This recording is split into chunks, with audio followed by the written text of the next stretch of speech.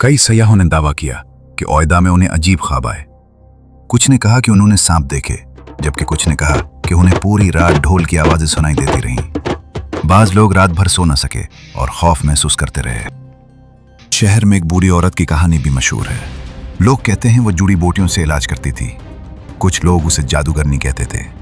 मकामी लोगों के मुताबिक वो लोगों के बारे में ऐसी बातें जान लेती थी जो किसी और को मालूम नहीं होती। एक रात शदीद बारिश हो रही थी। शहर की बिजली बंद हो गई और हर तरफ अंधेरा फैल गया। इसी दौरान दूर कहीं ढोल बजने लगे। लोग घरों के दरवाजे बंद करने लगे, क्योंकि उनका मानना था कि इस रात रूहानी रसूमात अदा की जा रही हैं। दिन के वक्त गांव के मैदान में अचानक ढोल बजना शुरू हो जाते हैं। लोग एक दायरा बना लेते हैं और फिर एक अजीब मखलूक मैदान में दाखिल होती है। उसका पूरा जिस्म खुश्क तनकों से ढका होता है। मकामी लोग उसे ज़ांगबेटो कहते हैं। ये पुरअसरार वजूद तेजी से घूमना शुरू कर देता है, कभी दाएं कभी बाएं, और कभी इतनी तेजी से कि देखने वालों की आंखें हैरान रह जाएं। लोग शोर मचाते हैं, जबकि बच्चे खौफ और हैरत से उसे देखते रहते हैं। मकामी लोगों का मानना है कि ज़ांगबेटो गांव का रूहानी मुहाफिज है। बाज़ अफराद दावा करते हैं कि इसके अंदर इंसान नहीं होता।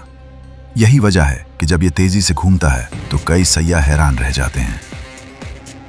कुछ रसूमात में लोग ज़ांगबेटो के इर्द गिर्द नाचते हैं, जबकि ढोल की आवाज़ पूरे इलाके में गूंजती रहती है। ये मंजर किसी कदीम और पुरअसरार दुनिया जैसा महसूस होता है।